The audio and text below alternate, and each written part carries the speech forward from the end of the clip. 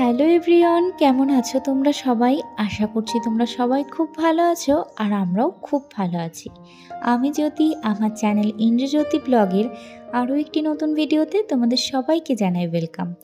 তো এখন বাজে 1টা আর আজ এখান থেকেই ব্লগটা স্টার্ট করছি। আজ এত দেরিতে ব্লগটা স্টার্ট করার কারণ হচ্ছে সকাল থেকে কিন্তু অনেক কাজ ছিল আর আজকে একটু বেরোনোর আছে, তার জন্য আর ব্লগটা করতে করতে কাজগুলো করিনি, তাহলে একটু দেরি হয়ে যেত। তার জন্য তাড়াতাড়ি সমস্ত কাজ সেরে তারপর তোমাদের সামনে এলাম। তো প্রত্যেক দিনের মতো ঘুম থেকে উঠে সমস্ত কাজগুলো সেরে আমি কিন্তু সকালের খাবারটা বানিয়ে নিয়েছিলাম। আজ সকালে খাবার বলতে শুধু রুটিই করেছি, কালকের চিকেন ছিল, তো সেটা দিয়েই দুজনে মিলে ব্রেকফাস্টটা সেরে নিয়েছি। এখন স্নান করে এলাম আর এসে প্রথমেই পুজোর জায়গাটা পরিষ্কার করে নিলাম আর এখন পুজোটাও দিয়ে নিচ্ছি।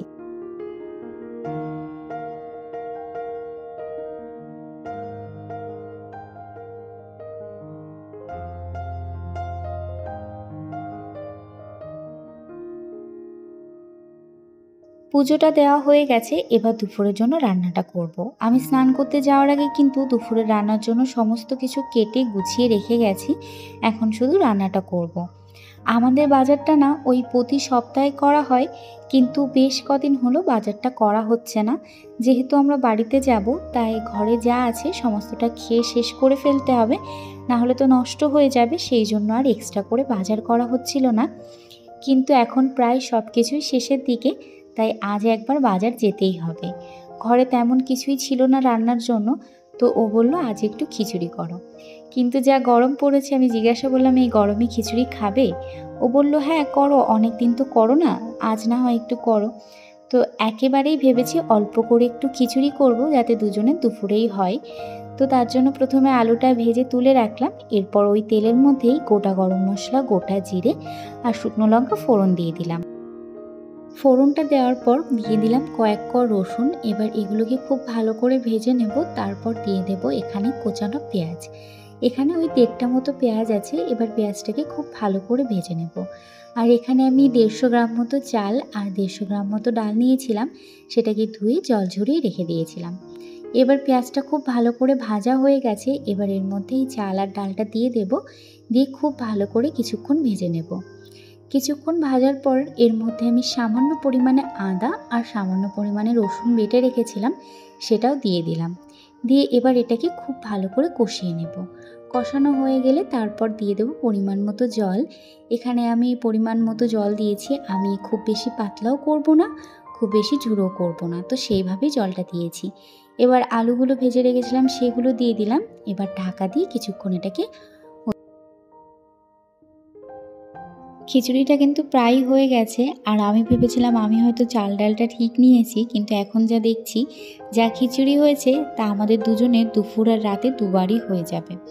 যাই হোক, এখন নামানোর আগে সামান্য গরম মশলা গুঁড়ো আর সামান্য মিষ্টি দিয়ে এটাকে আরও কিছুক্ষণ ফুটিয়ে নামিয়ে নেব।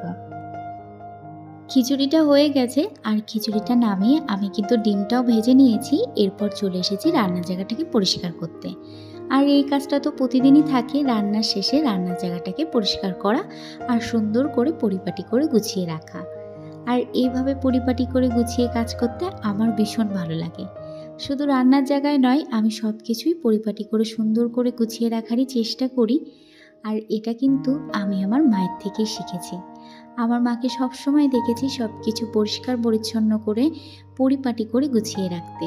আর আমি আমার মাকে দেখেছি যে কাজটা যে সময় করার সেটা সবসময় সে সময়ের মধ্যেই মা করে রাখতো। সে মায়ের কাজ করতে যতই কষ্ট হয়ে যাক না কেন, তবুও সেটা সময়ের কাজটা সময়ে করে রাখতো।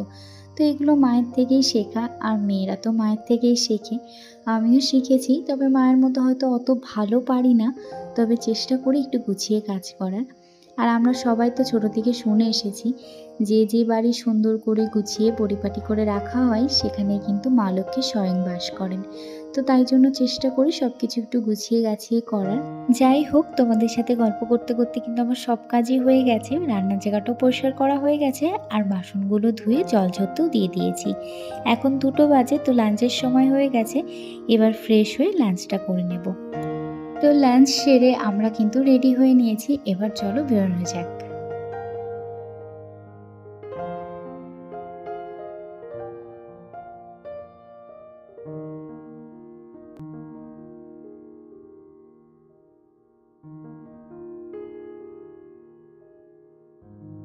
তো আমরা চলে এসেছি বাজারে, আর এখানে আজকে হাট ছিল, তার জন্য এত লোকজন আর এত দোকানপাট বসেছে। এই হাটে কিন্তু সব কিছু পাওয়া যায়, জামা, জুতো, ব্যাগ, কসমেটিক্স, ঘর সাজানোর জিনিস, চাল ডাল, মশলাপাতি সব কিছু পাওয়া যায়। খুব ভালো একটা হাট, বেশ ভালোই লাগে এখানে আসলে। তো যাই হোক, আমাদের তো এত কিছু দরকার ছিল না, কিছু সবজি লাগতো, তো সেটাই ও আনতে গেছিলো। ভীষণ ভিড় ছিল, তাই আমাকে এক সাইডে দাঁড় করিয়ে ও গেছিলো সবজি আনতে। তো এখান থেকে সবজি নিয়ে তারপর আমরা এখান থেকে বেরিয়ে যাব, আর কিছু মুদিখানার জিনিসপত্র নেওয়ার আছে, তো সেগুলো নিয়ে নেব। তো এখান থেকে বেরোনোর আগে আমি এখানে চলে এসেছিলাম। এখানে সমস্ত ধরনের মশলাপাতি, পাঁপড়, আরও অনেক কিছু ছিল। তো এখান থেকে কয়েকটা জিনিস নিলাম, নিয়ে তারপর এখানে চলে এলাম টোস্ট কিনতে। এই টোস্টগুলো খুব ভালো লাগে, আগের একটি ভিডিওতে দেখিয়েছিলাম, বেশ ভালো খেতে, তাই আবারও নিলাম। তো চলো এবার মুদিখানার জিনিসগুলো নিয়ে বাড়িতে গিয়ে আবার দেখা হচ্ছে।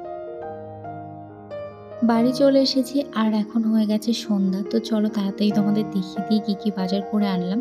তো এখানে রয়েছে তেল, ময়দা, আর চানাচুর, আরও অনেক কিছু আছে গ্রসারির। আর এই জুতোটা ওর জন্য কিনেছি।